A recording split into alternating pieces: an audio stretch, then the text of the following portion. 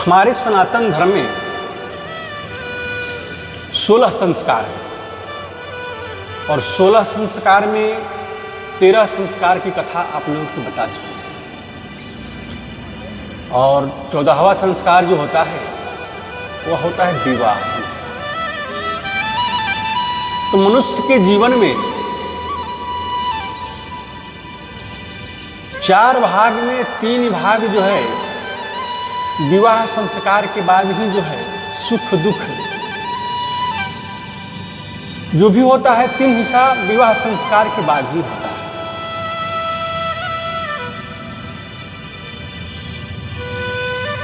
तो विवाह संस्कार 16 संस्कारों में विशेष उसका स्थान है और एक प्रकार से विवाह संस्कार के द्वारा ही स्त्री तथा पुरुष मिलकर पूर्णता को प्राप्त करते हैं और विवाह के बिना व्यक्ति का जीवन जो है वह अधूरा है एवं व्यर्थ माना गया है।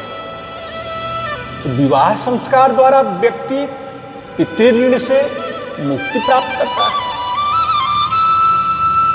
जब तक वह विवाह नहीं करेगा तब तक वह पितृऋण से मुक्ति नहीं होगा। तो पितृऋण की मुक्ति के लिए विवाह करना अनिवार्य है। तो संतान के जन्म से उसका वंश आगे को बढ़ता है और विवाह के पश्चात ही व्यक्ति गृहस्थाश्रम में प्रवेश करता है। मानव जीवन के 4 आश्रमों में गृहस्थ आश्रम को विशेष महत्व प्राप्त है और गृहस्थ जीवन में व्यक्ति अपनी पत्नी के साथ मिलकर अनेक पारिवारिक एवं सामाजिक उत्तरदायित्वों को पूर्ण करता है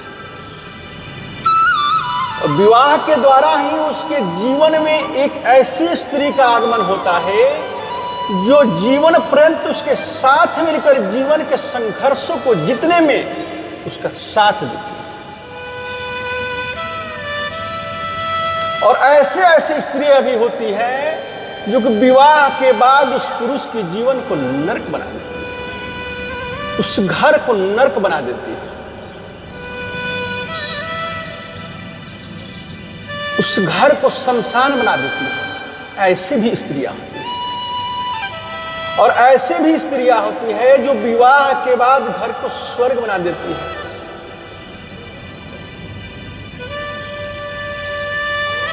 जहां हर दिन मंगलमय होता रहता है, हर दिन खुशियां रहती है। ऐसी भी स्त्री तो ऐसा माना जाता है कि पुरुष के जीवन से अगर स्त्री को अलग कर दिया जाए तो इस सृष्टि का आकर्षण ही समाप्त हो जाएगा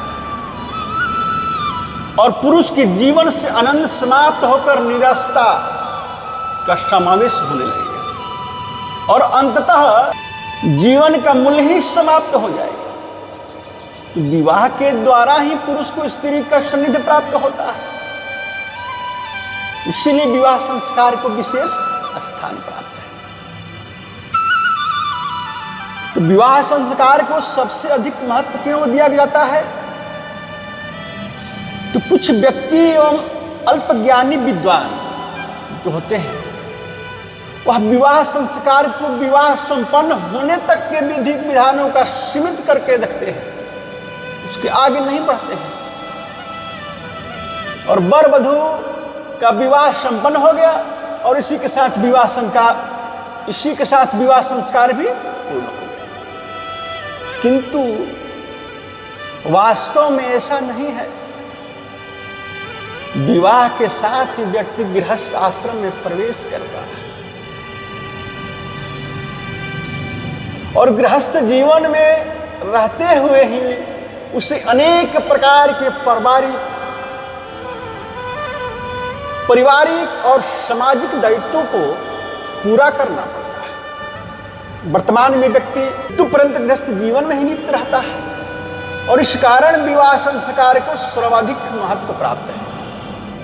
और इसके अतिरिक्त जो है विवाह संस्कार से अंतिम संस्कार अंत्येष्टि संस्कार के बीच कोई अन्य संस्कार भी नहीं है।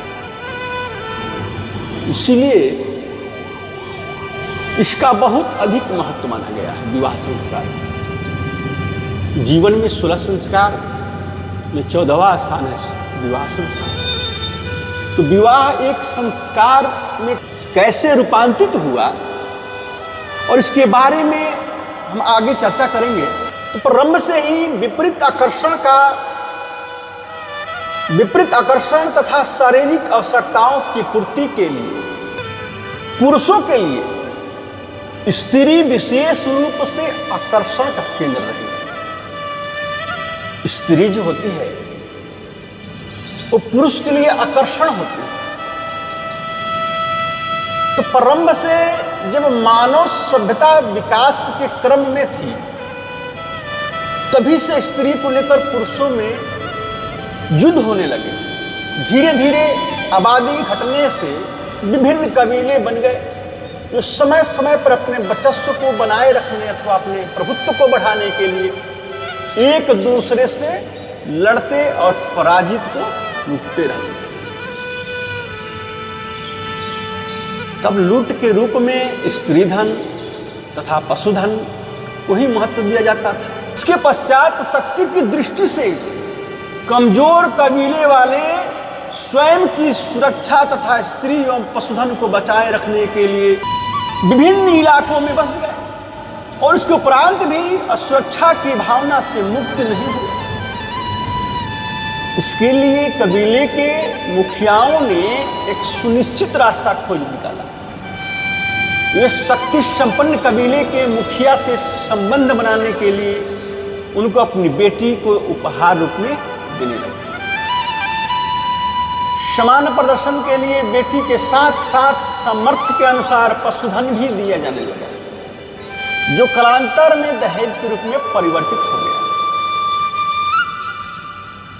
और इसी से दो काफिले के मध्य नए संबंधों का प्रारंभ हो गया, जो विपत्ति के समय एक दूसरे की सहायता किए करते थे। तो कुछ समय बाद विभिन्न कबीले वाले अपनी बेटियों के अच्छे भविष्य तथा उनके दूसरे पुरुष के बचाने के लिए दूसरे कबीले को संपन्न एवं बलिष्ठ पुरुषों को अपनी बेटियां उपहार के रूप में देने लगे। उपहार के रूप में देने लगे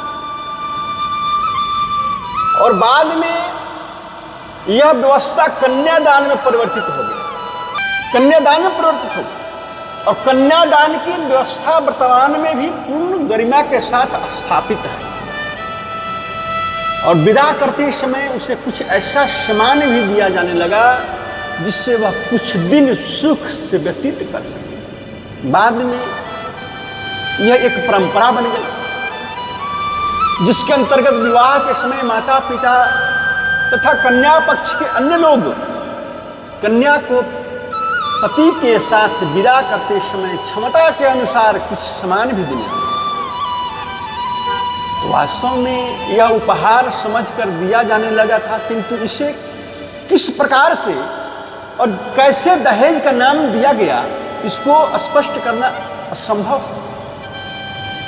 और अन्य कबीले के व्यक्ति को अपनी कन्या देते समय कन्या पक्ष द्वारा यह सुनिश्चित कर लिया जाता था कि उसे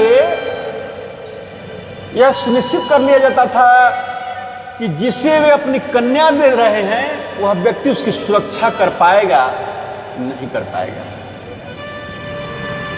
जीवन भर उसे अपने साथ रखेगा या नहीं रख पाएगा। कन्या के विवाह के समय आज भी इस स्थिति को देखा जा सकता है और देखा जाता भी है। योग्य व्यक्ति को अपनी कन्या का दान करना विवाह के रूप में परिवर्तित हो गया और विवाह और दहेज की प्रथा वर्तमान में चली आ रही है। और यही दहेज की प्रथा जो है आजकल के जितने भी पति पत्नी हैं ये नहीं चाहते हैं कि हमें पुत्री प्राप्त हो।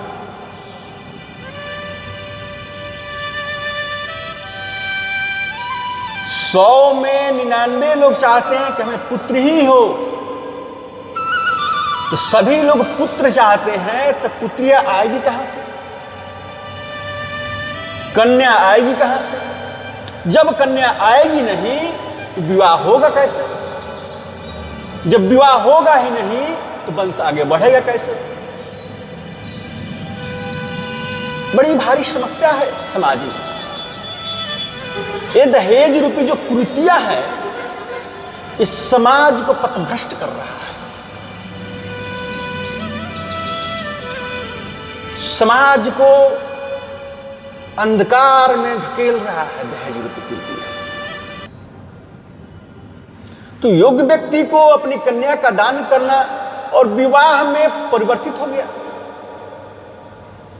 तो विवाह को एक पवित्र संस्कार के रूप में मान्यता मिल गई, किंतु दहेज प्रथा इसके साथ बने रहने के कारण विवाह व्यवस्था में अवरोध, अनेक समस्याएं उत्पन्न करने का कारण बन गई है। इस कारण हर एक दंपत्ति परेशान है, हर लोग परेशान है। कई कई कन्याओं की हत्या हो जा रही है दहेज की वजह से।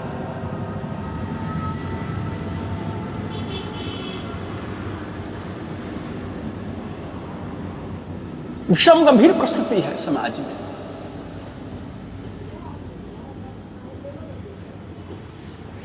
तो परिस्थितियों को आकलन करने के पश्चात विवाह की उपयोगिता तथा आवश्यकता को इस प्रकार देखा जा सकता है।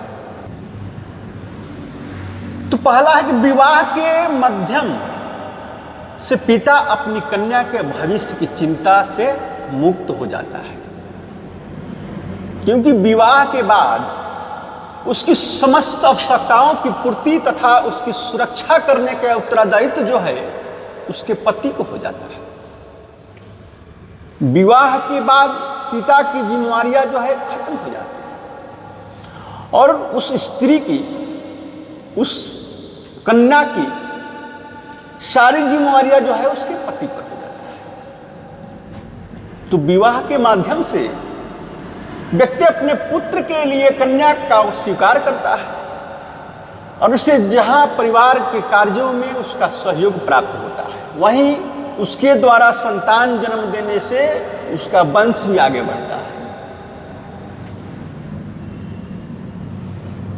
तो विवाह के द्वारा दो नितांत अपरिचित स्त्री पुरुष एक होकर जीवन भर साथ रहकर अपने उत्तरदायित्व को पूरा करने में एक दूसरे को सहयोग करते हैं। स्त्री के बिना पुरुष और पुरुष के बिना स्त्री को अधूरा समझा जाता है। ये एक दूसरे के पूरक है और पुरुष के जीवन में जब स्त्री का पत्नी के रूप में आगमन होता है तभी वह पूर्णता को प्राप्त करता है और इसी कारण से पत्नी को पति की अर्धांगिनी कहा जाता है। स्वयं देवों के देव भगवान शिव ने, भगवान शिव के शरीर का आधा भाग शक्ति रूपिणी गौरी का माना गया है, इसीलिए अर्धनारीश्वर कहलाए। और विवाह के द्वारा दो परिवार के बीच में नए संबंध का सूत्रपात होता है। दो परिवार आपस में मिलते हैं, दोनों का संबंध जुड़ जाता है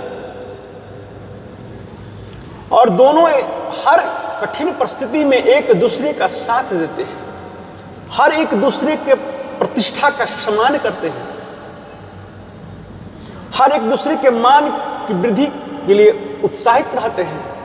दो कुटुंब एक होकर नए शक्ति बन जाते हैं।